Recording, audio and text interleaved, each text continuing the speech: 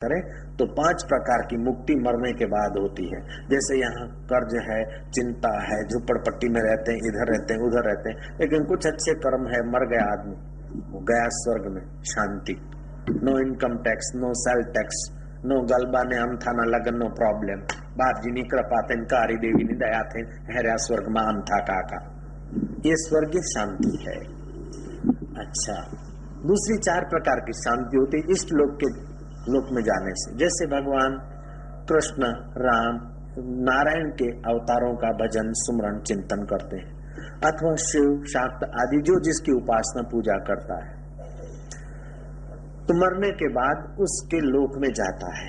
अगर पूजा ठीक ठीक है तो सायुज्य मुक्ति होती है, उससे कुछ बढ़िया है तो सामीप्य मुक्ति होती है, और सालोक्य, सायुज्य, सामीप्य, सारूप्य 4 प्रकार की मुक्ति।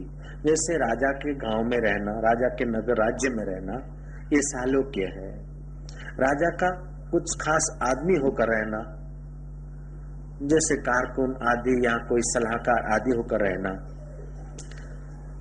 सालोक्य मुक्ति इष्ट के, जैसे ब्रह्म का चिंतन करते हो ब्रह्मलोक में गए, भगवान नारायण का चिंतन करते हो नारायण लोक में गए, शिव का चिंतन करते शिवलोक में गए, सतलोक में गए, जनलोक में गए, तपलोक में गए, 7 ऊपर के लोकों में कहीं भी गए अपने अपने कर्म के अनुसार।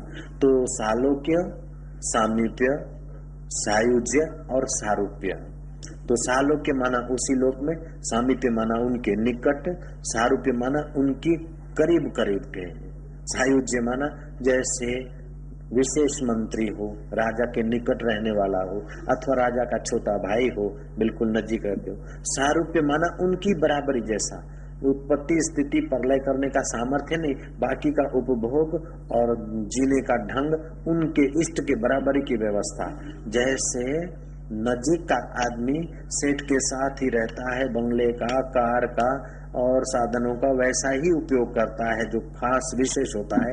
इस प्रकार की 5 प्रकार की मुक्तियां तो मरने के बाद होती है।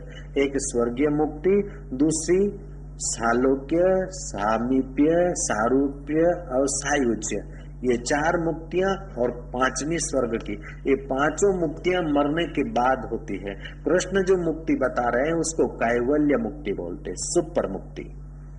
कैवल्य मुक्ति मरने के बाद किसी लोकांतर में अंतवाहक शरीर से जाकर फिर वहां भोगमय शरीर पैदा करके, पंच भौतिक से रहित शरीर पैदा करके वहां का भोग कर फिर गिरने वाली मुक्ति नहीं बता रहे।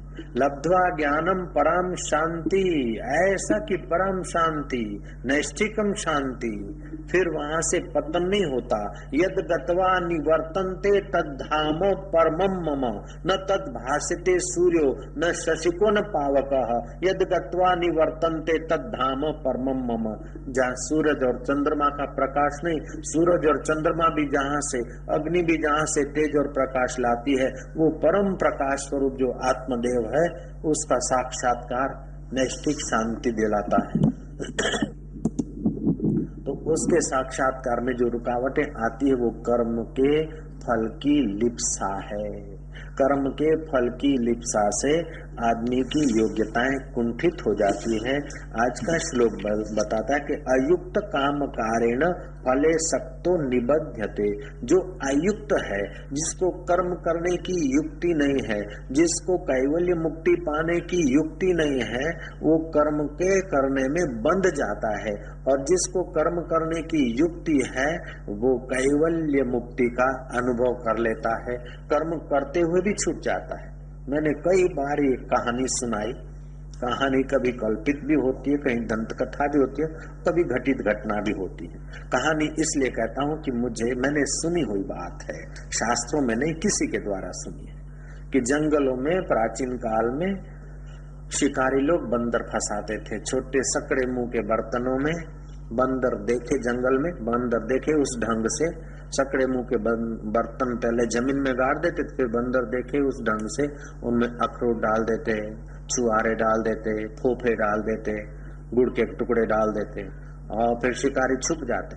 बंदर नीचे उतरते और डालते मुंह, सकड़े मुंह के बर्तन में हाथ डालते, महाराज माल भर लेते तो हाथ फिट हो जाता।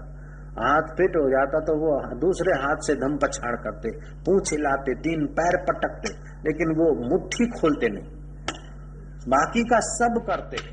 यहाँ तक कि पूंछ पटक पटक के और सर ढूंढ ढूंढ के खूब चीखते, और तो क्या महाराज सिंगल और डबल दोनों कर लेते थे, फिर भी वो मुट्ठी नहीं खोलते थे। होता क्या था कि शिकारी आकर उनके गले में फांसा बांध देता, पट्टा रस्सी, और बाद में उनके हाथ पर जोर से डांग मारता, डंडा मारने पर हाथ खुल जाता, हाथ यूं ही खाली आ जाता। लेकिन खाली हाथ आने के पहले, मुक्ति होने के पहले गले में फांसा मिलता और पेट भूखा और शरीर थका रह जाता, और जिंदगी भर वो बंदर फिर उठ बैठ करते रहते हैं, बाबू साहब को सलाम भरते रहते हैं।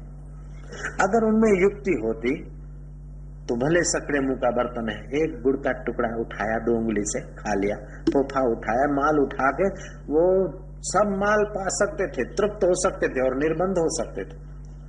ऐसे हमारा मन रूपी बंदर संसार में यूं मुट्ठी बांधता है, और छोड़ना तो जरूर पड़ता है। मौत आकर फांसा डालती है और डांग मारती है आसक्ति पर, तो राम बोलो भाई राम, झक मार के सब छोड़ के जाना पड़ता है, और संसार का मजा कुछ नहीं मिलता है, मजूरी हाथ लगती है। तो हम उसी बंदर के पड़ोसी ही हैं, बिल्कुल उसी के बिल्कुल साथ में रहने वाला हमारा मन है। तो कृष्ण हमको ऐसा बन देखकर दया करके उस भाव से हटाकर हमें वो युक्त बताते हैं, युक्ति से मुक्ति।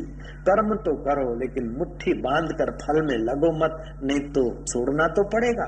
जो भी फल मिला है छोड़ना पड़ेगा, डांग पड़ेगी, फांसा लगेगा, तब छोड़ना पड़ेगा। तो इसके पहले तुम पकड़ो, ऐसा क्यों कि उसमें ही फंस मरो। पकड़ो ही मत कि छोड़ना पड़े ऐसा मुसीबत।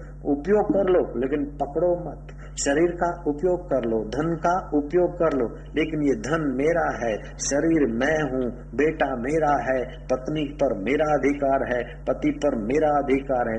अरे भैया, तेरा तो तेरे मन पर अधिकार नहीं, तो तेरे शरीर पर भी तेरा अधिकार नहीं। शरीर का छपरा जब सफेद होता है तो तू इसको सफेद होने से रोक नहीं सकता।